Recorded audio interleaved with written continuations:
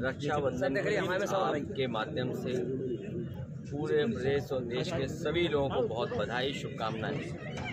त्यौहार हमें आप सबको एक मिलने का मौका देता है, खुशी का एक दूसरे के साथ उठने बैठने का मौका देता है। रक्षाबंधन के त्यौहार की आप सबको और आपके माध्यम से पूरे प्रदेश से देश के लोगों को बहुत बहुत शुभकामनाएं बताएं। भगवताचार्य हैं अमृताचार्य जी, जिन्होंने बेटियों को लेकर विवादित बयान दिया, जिसके बाद लगातार राजनीति भी गरमाई है और लगातार टिप्पणी भी की जा रही है। तो किस तरह से आप उनके इस बयान को देख रहे हैं? अगर आपका चैनल न चल रहा हो तो जरूर दिखाएं उनके बारे में। राहुल गांधी ने वोटों की चोरी का मामला उठाया है, इसमें चुनाव आयोग जैसे पल्ला भी झाड़ रहा है। चुनाव आयोग को लेकर के हमेशा इस बात की चिंता रही है कि आखिरकार आयोग न्याय करेगा कि नहीं करेगा। और सबसे एग्जाम्पलरी इलेक्शन अगर कभी हुआ है जिसको लेकर के हमें आपको पूरी बहस करनी चाहिए, वो उत्तर प्रदेश के बाई इलेक्शन है। वोट चोरी तो बहुत छोटी चीज़ है। भारतीय जनता पार्टी के इशारे पर चुनाव आयोग ने डकैती की थी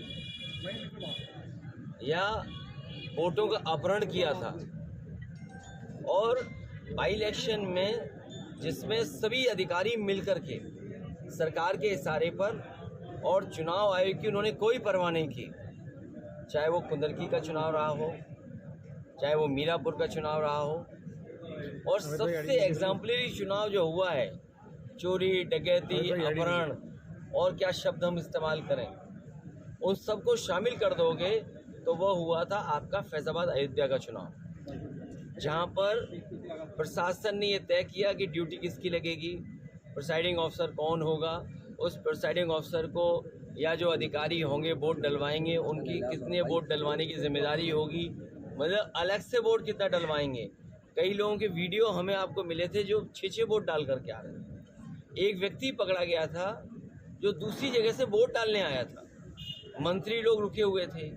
तो ये चुनाव लड़ने का तरीका भारतीय जनता पार्टी का रहा है। पिछली बार जब समाजवादी पार्टी ने आरोप लगाया था कि भारतीय जनता पार्टी के इशारे पर चुनाव आयोग ने समाजवादी पार्टी के वोटों को काटा है और वोट डालना नहीं दिया, चुनाव आयोग ने जब सूची मांगी तो समाजवादी पार्टी ने 18,000 ऐसे वोट जो डिलीट कर दिए गए थे, जिन्होंने पहले वोट डाला था, किसी कारण डिलीट किए गए, जिसका कारण किसी को नहीं पता, उस पर एक भी कार्रवाई चुनाव आयोग ने नहीं की। चुनाव आयोग अगर कार्रवाई कर देता उन अधिकारियों के खिलाफ तो आज निष्पक्ष चुनाव हमें देखने को मिलता। और ये जो लड़ाई लड़नी पड़ रही है SIR को लेकर के, रिवीजन को लेकर के, ये लड़ाई नहीं लड़नी पड़ती। तो इसके पीछे अमेरिका लगातार टैरिफ पर टैरिफ बढ़ाता जा रहा है, लेकिन भारत सरकार को जवाब नहीं दे पा रही है। ये मौका मिला है भारत के लोगों को कि अपना उद्योग कारोबार अपने हाथ में ले लें। जिस समय देश का उद्योग और कारोबार अपने आप बढ़ेगा तो अमेरिका जैसा देश या कोई देश आपको धमकी नहीं दे पाएगा। भारतीय जनता पार्टी ने कभी भी देश के उद्योगपतियों पर भरोसा नहीं किया।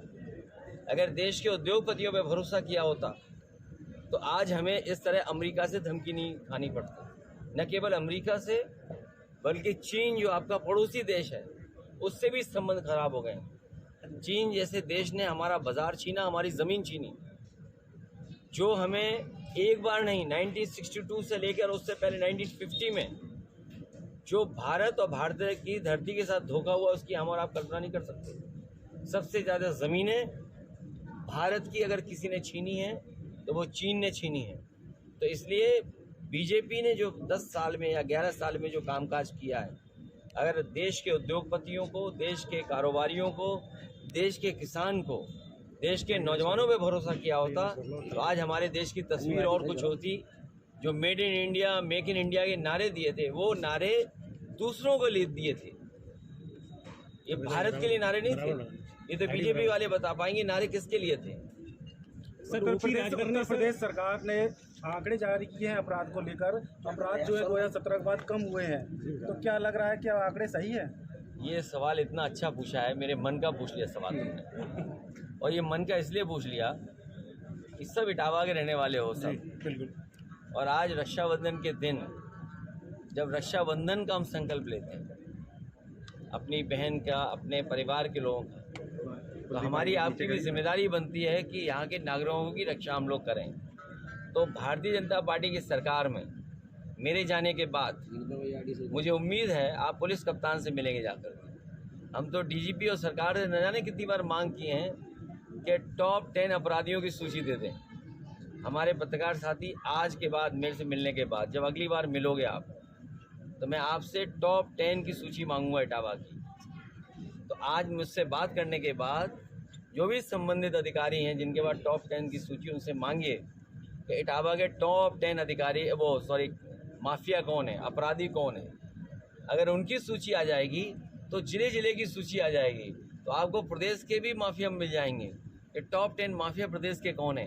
और जब तक सूची सरकार की नहीं आती है तो असली माफिया अगर कोई है तो वो सरकार खुद माफिया है जो माफियों के साथ खड़ी है। सर, ओपी राजभर ने ABCD का फॉर्मूला दिया है समाजवादी पार्टी के लिए, अराजकता, धर्म, ये सारी चीजें बताई गई है। क्या कर रहे हैं राजा?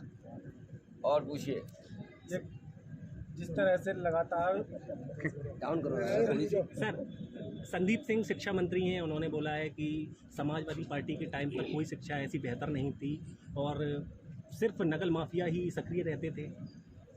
देखिए, नकल करने वाले वो लोग हैं, नकल से वो लोग पास हुए होंगे जो कह रहे थे गा से गधा है, जिन्होंने ये कहा पब्लिकली लोकतंत्र में, गा से गधा वाले ही नकल से पास हुए हैं। गा हमारे लिए गरीब है, गरीब के बच्चों की पढ़ाई हो इसलिए पाठशाला लगे और पाठशालाएं खुलें। सरकार वो सूची नहीं दे पा रही है कि कितने स्कूल बंद हुए हैं और कितने मर्जर की सूची में थे। सरकार को दोनों की सूची जारी करनी चाहिए और हम तो अपने पत्रकार जागरूक साथियों से कहेंगे कि आप लोग सूची जारी करो इटावा की। ये जो सवाल हमारा पूछा है इन्होंने, उम्मीद है इनके पास सूची होगी कि पहले कितने स्कूल बंद हुए प्राइमरी और मर्जर की लाइन में कितने थे। तो कम से कम देखिए कि जानकारी मिले लोगों को, और ये इसीलिए हो रहा है जिससे गरीब के बच्चे पढ़ ना पाए। बीजेपी अपना अध्यक्ष नहीं चुन पा रही है, इस पर क्या कहेंगे? तो आप मदद करो उसमें और सबकी पोल खोलिए तो शायद बीजेपी ज़्यादा जल्दी फैसला ले ले। सर, राहुल गांधी ने चुनाव आयोग को लेकर जो भी बात कही है, लेकिन चुनाव आयोग ने बोला है कि शपथ पत्र वो जमा करें, इसके बाद हम बताएंगे सब चीज़ें। समाजवादी पार्टी ने 18,000 ऐसे वोट जिन्होंने 2019 में वोट डाला था बिना किसी कारण के वो वहीं पर थे, उनको डिलीटेड में शामिल कर दिया था 2022 के चुनाव में। वो पूरी सूची समाजवादी पार्टी ने दी थी।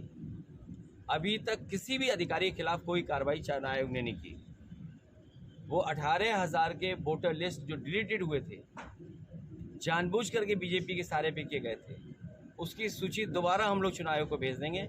हमें उम्मीद है कि उस पर कार्रवाई होगी और जो दोषी अधिकारी है उनको सजा मिलेगी। सर, ओपी राजभर ने ABCD फॉर्मूला दिया है, पूरे अल्फाबेट बता दिए हैं, अराजकता ओपी राजभर के तुम कोई मित्र हो? तब ठीक।